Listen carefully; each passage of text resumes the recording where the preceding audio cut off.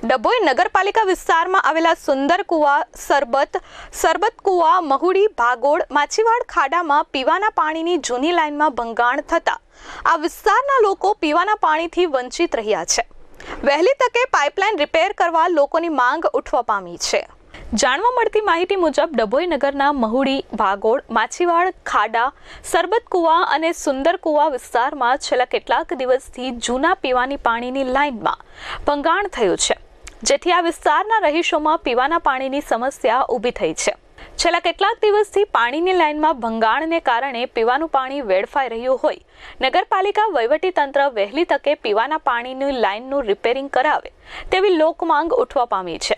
અને જ્યાં સુધી લાઇનનું કામ પૂરું ન થાય ત્યાં સુધી આ વિસ્તારના રહીશો માટે પીવાના પાણીના ટેન્કર દ્વારા નગરપાલિકા તંત્ર પાણી પૂરું પાડવામાં આવે તેવી લોકમાંગ ઉઠી છે.